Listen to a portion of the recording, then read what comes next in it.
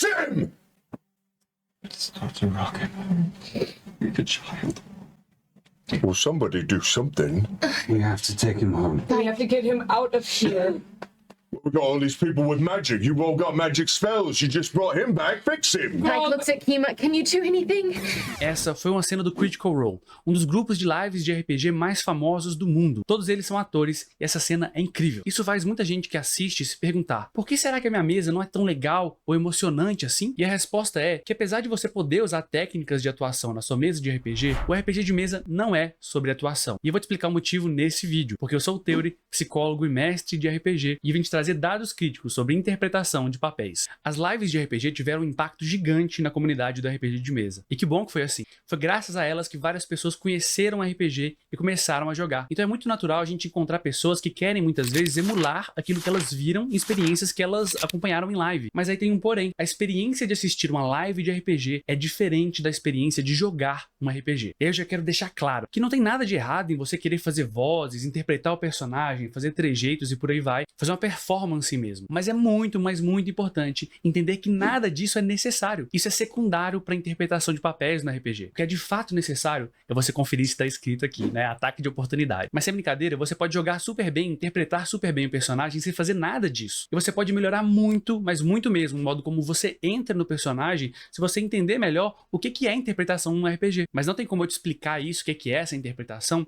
sem antes entender o que é a imersão. A imersão é aquilo que acontece quando você se concentra e engaja tanto na ficção que por breves momentos ali você tem a sensação de fato que aquilo está acontecendo, seja com você ou seja num lugar imaginário. Ninguém fica imerso 100% do tempo, tá? Isso é um mito. São sempre momentos breves e as mecânicas do jogo, a música, o ambiente, as miniaturas, os mapas, tudo isso ajuda a melhorar ou piorar essa imersão. Existe nos jogos uma alternância entre esses momentos de imersão no jogo e momentos onde o jogo se mostra, as mecânicas se aparentam ali, quando você precisa fazer uma rolagem, por exemplo, ou pensar ou refletir sobre uma regra. Queria pedir para você comentar aqui se você já teve experiências imersivas no seu jogo e como é que elas foram para você, porque para cada pessoa isso se apresenta de modo diferente e é legal a gente trocar experiências nesse sentido, porque tem gente, por exemplo, que não consegue imaginar vividamente, mas mesmo assim consegue curtir o jogo, e é legal perceber que você não tá sozinho nessa, tá? Então deixa o seu comentário. Quando você faz uma rolagem de ataque, por exemplo, no jogo e tira um 20, sei lá, se a gente for pensar dentro da ficção ali, o seu personagem não sabe que uma rolagem foi feita. Quem sabe é o jogador. Tem alguns jogos, inclusive, alguns movimentos de jogos que tentam excluir essa parte, que tentam afastar o máximo possível essa parte fora da imersão, né? É o caso, por exemplo, do movimento FKR. Eles buscam uma palavra difícil chamada diegética, né? Mas afastar 100% é impossível. Nesses breves momentos de imersão, quando você realmente consegue se ver dentro do personagem, pode ser que você, estando ali tão dentro, ali tão conectado com ele, você queira falar em primeira pessoa, queira fazer gestos e tal, porque isso te ajuda a emergir, tá dentro daquela ficção. E isso nos leva de fato agora para o conceito de interpretação. Mas deixa eu te perguntar uma coisa,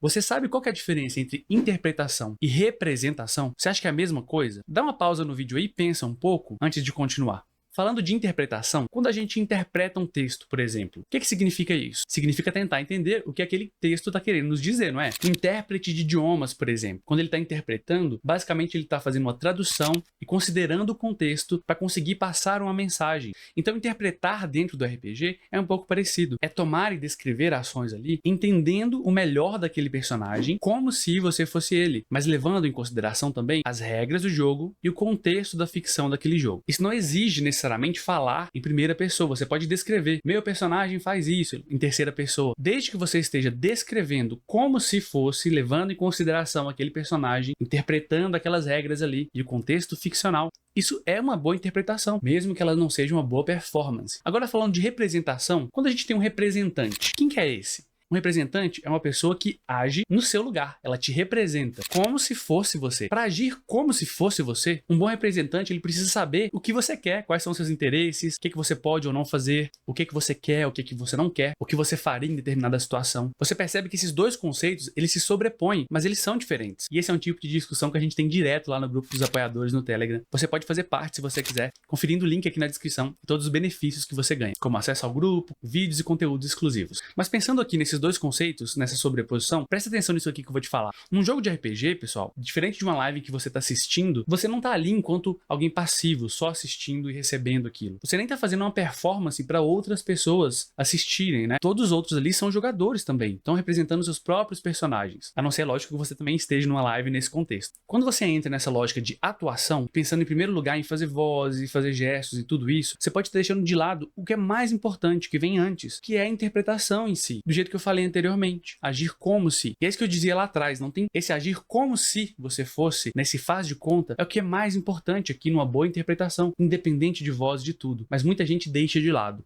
Assim como eles também deixam de lado o like aqui no vídeo, que ajuda bastante o canal, tá? Diferente do teatro também, onde existe ali um roteiro que o ator precisa seguir, no RPG não existe isso. Mas existe algo diferente, que é uma estrutura de mecânicas, a lógica da ficção daquele jogo, a tradição, né, daquele estilo de jogo que está sendo jogado, e todas essas coisas juntas estão buscando promover um determinado estilo de jogo. Jogar chamado de Cthulhu, por exemplo, é completamente diferente de jogar D&D, de jogar Vampiro. Isso porque as mecânicas, a ficção, a lógica ali do estilo de jogo, ela tende a favorecer e ela busca favorecer determinado estilo. E saber disso é muito importante, mas muito importante mesmo, tá? Porque são as regras do sistema, a ficção do seu mundo ali, que vai dizer o que seu personagem é capaz de fazer. E se você não sabe o que seu personagem é capaz de fazer, o que ele pode, o que ele não pode, o que ele dá conta, o que ele não dá conta, quais itens que ele tem, itens que ele não tem, magias que ele tem ou não tem, você não vai poder agir como se fosse ele, porque você só pode agir como se fosse ele se você souber o que ele é capaz. Ou seja, lembra daquilo, você só pode ser um bom representante se você souber aquilo que quem você está representando quer ou pode fazer.